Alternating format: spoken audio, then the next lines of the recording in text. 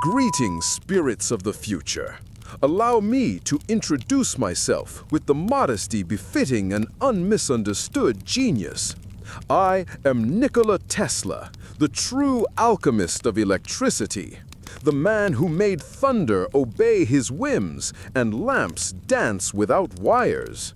Ah, yes, the very same who sought to illuminate the entire world for free and was rewarded with a fine collection of debts and a hotel room as a laboratory. What a glorious era, the 19th century!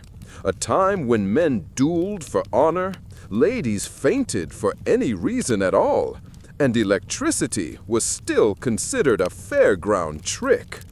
But behold, life is full of such ironies. Here I am, trapped in this magical box of light and voices, watched by you, creatures of the future, with your weary eyes and restless thumbs. Yes, I see you. Some even watch this in private, seated upon porcelain thrones like reflective kings. Bravo! Well then, I, Tesla, the true one, not that odd actor from Hollywood films, have come today to unravel a mystery that defies even my scientific understanding, the modern Tesla. Yes, my dear friends, not a person, but an enchanted carriage that requires no horses, emits no smoke, and, brace yourselves, accelerates with the smoothness of a finely tuned violin. They call it an electric car. Oh, take a moment to savor this irony. A man from the 19th century, mocked for dreaming of a world powered by wireless electricity, now beholds the name Tesla emblazoned on a futuristic carriage that seems to have escaped from a Jules Verne novel after taking tea with Mary Shelley. And by all the alternating currents in the universe, the company that created it bears my name, my intellectual signature, my title of war. And it was founded by a gentleman named Elon, who, from what I gather, is a sort of merchant, visionary, courtier of modern capitalism, and, occasionally, a noble jester. An intriguing combination, worthy of any Viennese ball. But I shall not get ahead of myself. In the coming minutes, or hours, depending on the speed of your magical connection, I shall reveal the secrets, absurdities, and enchantments of this so-called Tesla. We shall embark on an electrifying journey through silent motors, impossible promises, fleeting fads, and space rockets? Oh yes, because apparently a stylish carriage is no longer enough. It must also aspire to dwell on Mars. By Jupiter, where have we ended up? But before we proceed through this alternating current of absurdities, I beseech you, with all the pomp of an inventor ignored by time, subscribe to this channel. Yes, you there. Press the button with a firm finger, as if igniting a transformer coil in the midst of a stormy night. Honor this spectral transmission with your click, and let the algorithm of fate guide you through this soiree of modern madness. Now, hold on to your top hats, for this ride shall be more unstable than a poorly calibrated ray machine. My esteemed viewers of the future, oh, how I love repeating that, as if I were a sorcerer speaking to the dead. Let us continue this investigation of epic proportions. Tell me, with Aristotelian sincerity, what is an electric car, if not a presumptuous carriage that refuses to smell of the stables? Yes, you call these machines sustainable. I would call them spoiled. They shun gasoline, they shun noise, they demand silence, elegance, sophistication. Like a French duke refusing soup because the waiter coughed in the dining hall. In my time, carriages required 4 things: horses, real ones, creaking wheels, dust in the eyes, and, above all, a grumpy coachman with mustaches as dense as his political opinions. But now, you have an automobile that responds to your touch faster than a servant fearing dismissal. Doors open on their own, headlights glow like the eyes of a tamed dragon, and there's even, by Mercury, a mode called ludicrous speed. A reference to what exactly? Magic? Comedy? Despair? Yes, modern folk, you have the audacity to call your speed ludicrous while your forearms tremble with a tap on the accelerator. But do not forget, when the car does everything, the only one driving is fate, and it rarely has a license. And as if that weren't enough, they put games inside the car. Games, as if it were a mental parlor. The driver of the 19th century was too busy trying not to die at every turn to think of flight simulators while parking.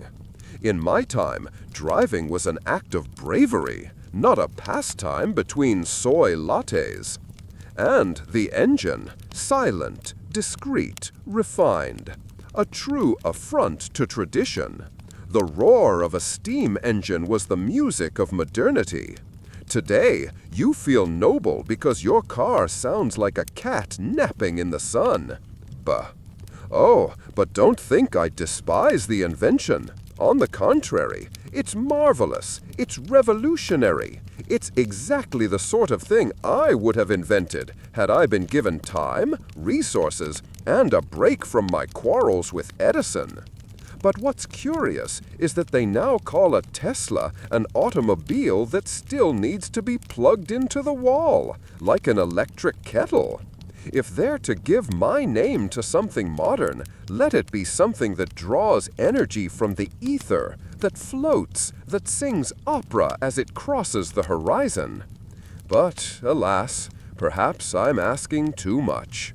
Prepare yourselves, for in the next block, nay, the next metaphysical revelation, I shall speak of the so-called autopilot, a system that drives the car without human hands, without soul, and, at times, without a notion of danger.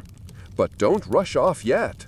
Like this video as if you were polishing your gala boots, and leave a comment saying, "By Jupiter, Tesla, how dare they use your name for this?" Onward to the next absurdity. Ah, the autopilot. I confess, my friends of liquid crystal, when I first heard the term, I thought it was a new Viennese opera. Something like Autopilot, the drama of the man who loved his machine too much. But no, I discovered, with astonishment rivaling Archimedes running naked through the streets, that it's a system that drives the vehicle alone. Yes, alone, without hands, without eyes, without the traditional panic before a tight curve. But, Mr. Tesla, you may ask, how is this possible?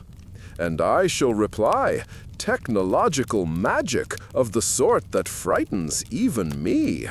For in my era, when someone said they weren't in control, it meant either drunkenness or demonic possession.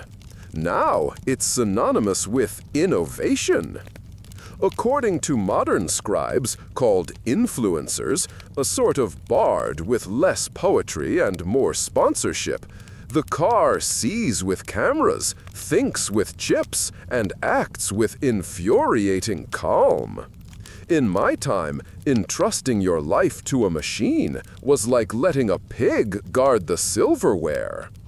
And woe to those who criticize. Oh, but Tesla, it's safer than humans, they say, with the conviction of a medieval doctor offering leeches. Safer, I ask you? What happens when this machine mistakes a white truck for the sky? Or when a bird lands on the camera? Or worse, when the machine decides to update its system in the middle of the road?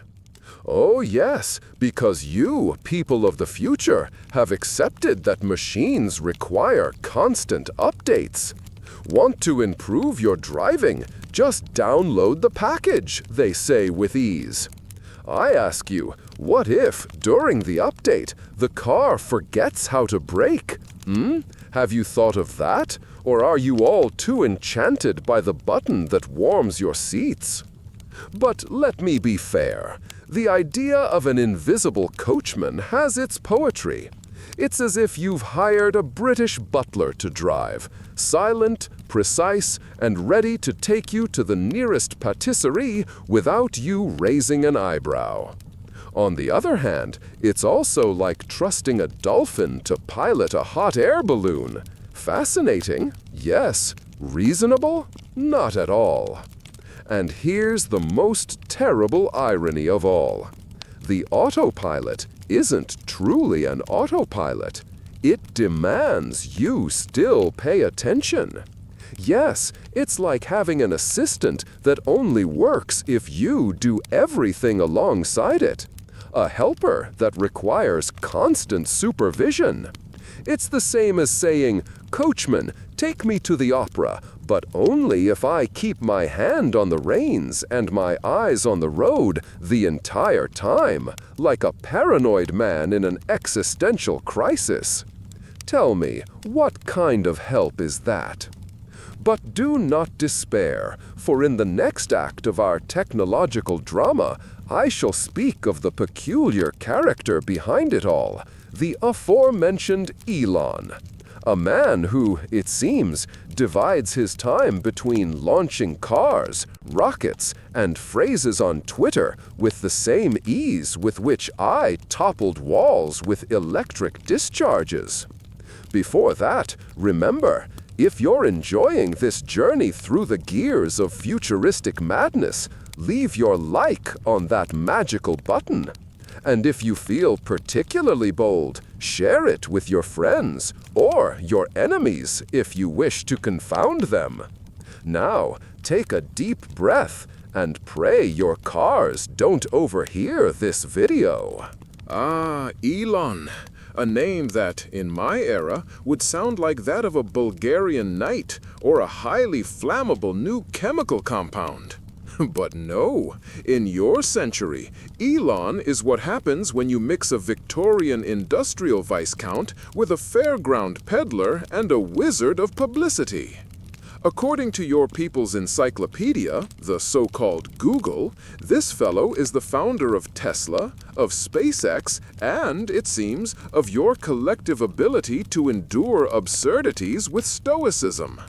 He doesn't walk, he glides. He doesn't speak, he proclaims. He doesn't dream, he designs delirium on a global scale and then sells it with a launch discount. He's an industrialist, yes, but with the charisma of an alchemist who just discovered how to turn tin cans into rockets. Tell me, what businessman decides, between one transaction and another, that he also wants to colonize Mars? Oh, Earth is boring. Let's open a shop on the Red Planet. By my honor, if I said that in 1892, they'd lock me in the same asylum as the gentlemen who talk to pigeons and think they're Napoleon. But behold, your good Elon is not content with little. He invents electric cars, then decides they should fly, then says no, better to dig tunnels, and the next minute he's challenging billionaires to verbal duels in digital arenas called Twitter, which, ironically, feels much like a public market where everyone shouts and no one listens. And the most disconcerting part, people follow him. Like followers of a digital prophet, you call him a visionary. In my time, visionaries were men with beards, robes, and a faint scent of incense, not men in black shirts with nervous laughs and megalomaniacal plans scribbled on napkins. Elon's greatest feat, however, wasn't creating a company. It was turning himself into a brand. A symbol, a meme, as you say. It's as if Thomas Edison decided to also be a stage magician. Ladies and gentlemen, watch me make a car float and then vanish with your savings. And don't be fooled. Elon doesn't just manufacture technology. He manufactures the future in installments. Every sentence of his sounds like it came from a cheap science fiction novel, and yet it sells. Robots will care for the elderly. Brains will have Wi-Fi.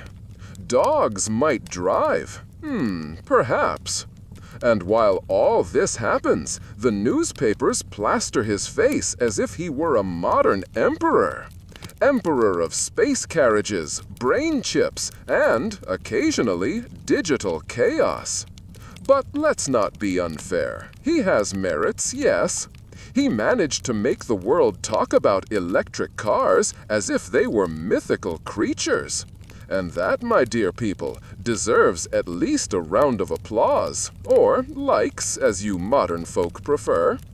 And speaking of shiny buttons, have you pressed that subscribe button yet? Still not? Why, it's the least tribute you owe this poor inventor, whose mental gears are on the verge of melting.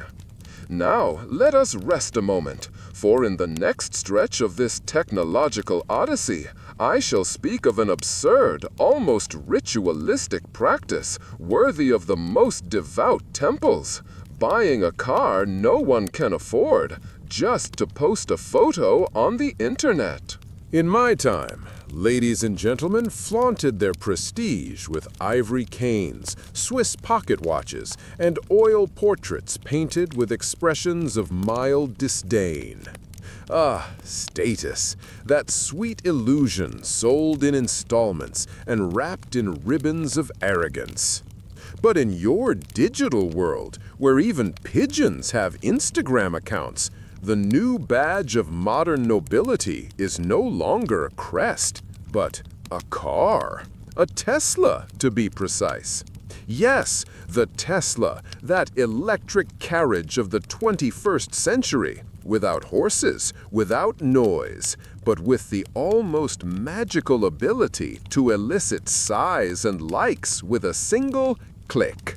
The modern person doesn't acquire a Tesla merely to get around. Oh no, that would be far too practical. They acquire it as one buys a throne on wheels. They post the photo on this so-called Instagram, write grateful for the achievement, even if the bank financed even the oxygen in the back seat, and wait patiently for a shower of digital applause. In my time, a man mounted a white horse to impress a maiden.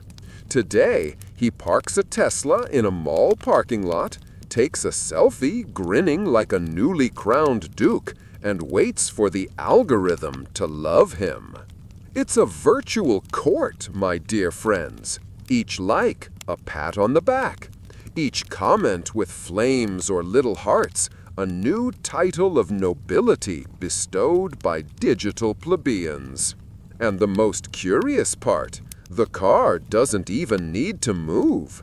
It just needs to sit there, preferably at sunset, with a sepia filter and a caption like, "Work in silence, let your Tesla speak for you." By Zeus and the good gods of logic, the car has become the spokesperson for the ego. But take note, the Tesla is silent, and that suits its owner perfectly, who often has little to say beyond, "Look at my car." Thus, the vehicle and the owner coexist in harmony. Both electric, both connected, both desperately craving others' approval.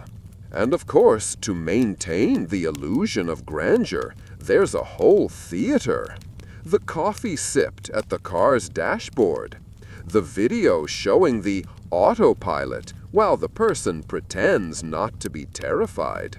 And of course, the classic, surprise for my wife, with the car wrapped in a red bow as if it were a giant battery-powered chocolate. Oh, people of the 21st century, I don't condemn your vanity. I merely amuse myself with it. Because, let's be honest, calling a car autonomous while still needing to hold the wheel is the modern equivalent of a horse that only moves when you push it. But let us proceed, for there are more absurdities to contemplate. Next, I shall speak of what you call autopilot, that technological enchantment that seems straight out of a fairy tale written by engineers with too much free time and a peculiar sense of humor. Ah, the much vaunted autopilot. They say it's a revolutionary feature, a marvel of modernity, as if Prometheus had finally decided to grant humans a nap at the wheel. In my era, trusting your life to a machine was the stuff of lunatics or French novelists. But in your century, it's a premium feature, sold with a Californian accent and promises more magical than those of a charlatan peddling youth elixirs at a provincial fair. "Look, the car drives itself!" exclaimed the enchanted plebeians, filming the feat with their eyes glued to their phones, not the road. By my honor, they call this progress when it's clearly blind faith in silicon and Wi-Fi. The so-called autopilot is like an invisible coachman who, every now and then, forgets the way and veers the carriage into the ditch. But don't blame the machine, no, O credulous folk of the future. Blame yourselves for believing a handful of sensors could replace good old survival instinct. And the most curious part, they call it autopilot, but in fine print, they demand the driver keep their hands on the wheel. Good heavens, that's not autopilot. It's a nervous intern begging for constant supervision. It's like saying, here's your robot butler, but you still need to wash the dishes and close the window. Moreover, I've noticed a curious trend in the videos I've seen through your magical box. Whenever someone activates the autopilot, there's a nervous smile, like someone boarding a carriage pulled by stray cats, trusting somehow that it will reach its destination. And I'll tell you more. The autopilot is the only system in the world that, when it works, it's a miracle. When it fails, it's the user's fault. Yes, because apparently artificial intelligence doesn't make mistakes. It merely interprets reality differently. I confess, I'm tempted to imagine a world where my inventions came with such excuses. Imagine if my coil shot random lightning bolts across the city, and I said, "Oh, it's just a temporary atmospheric perception issue. Keep your hands on your head, and all will be well." But, as a proper 19th century gentleman, I close this part with an imaginary toast to your audacity. You've created carriages that drive themselves, yet haven't figured out how to stop sunlight from blinding the sensor's camera. Bravo! True alchemists of modernity. In the next tale, I shall speak of something even more astonishing. How they turned a car into a traveling app and subscription shop.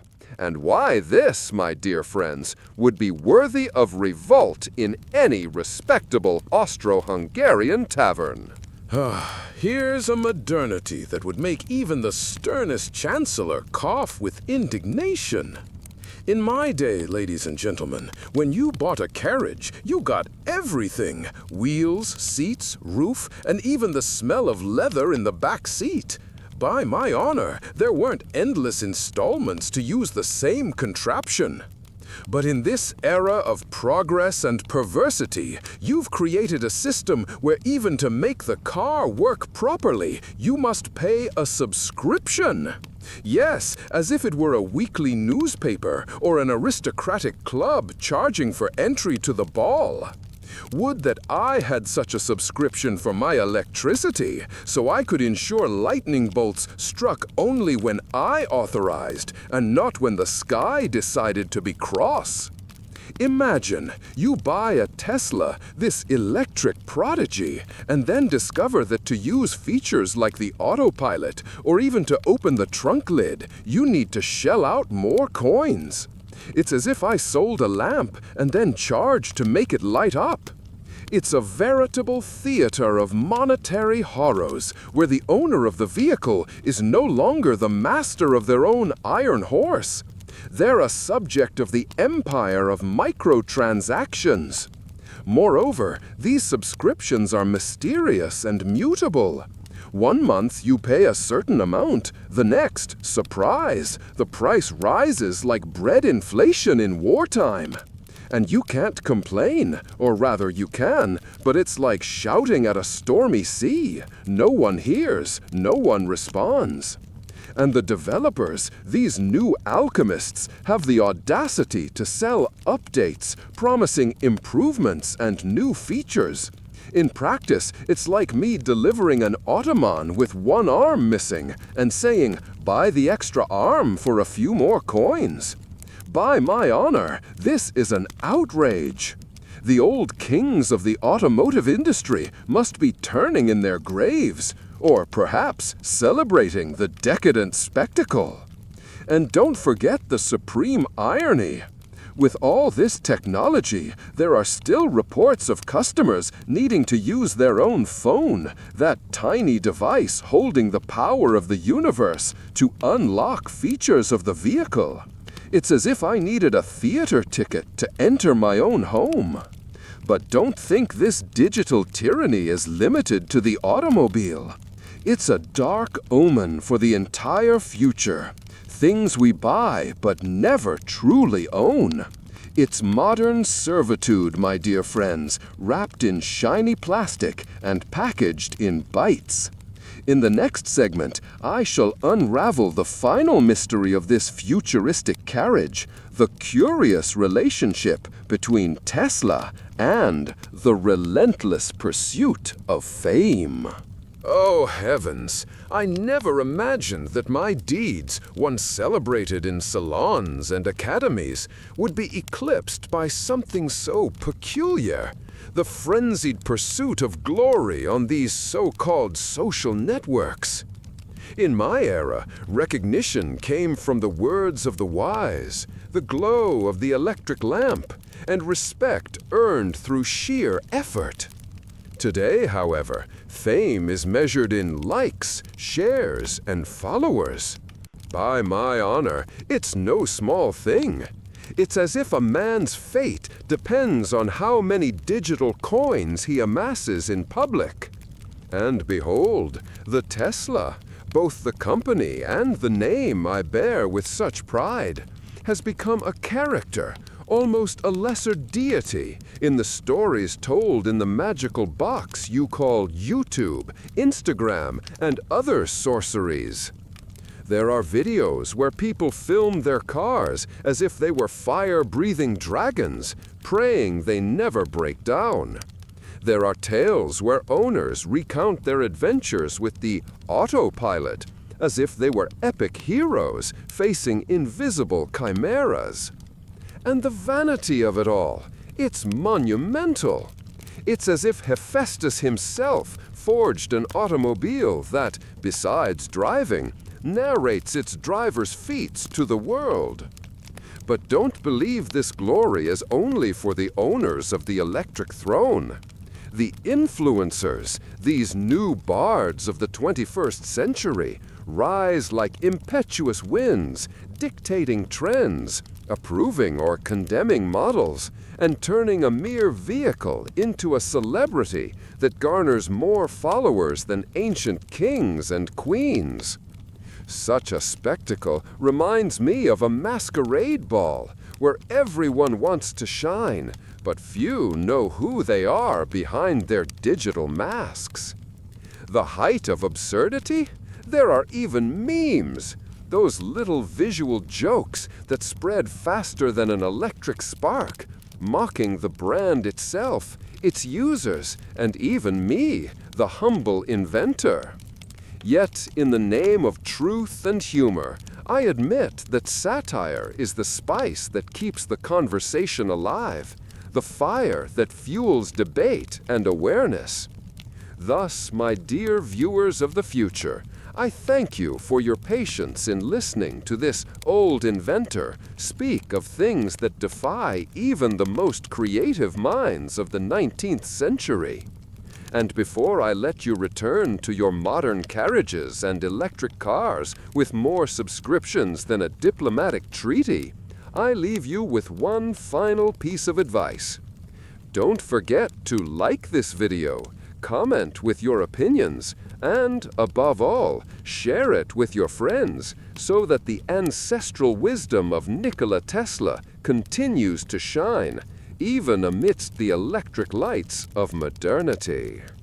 By my honor, until our next foray into these futuristic lands, where reason and absurdity dance an endless electric waltz.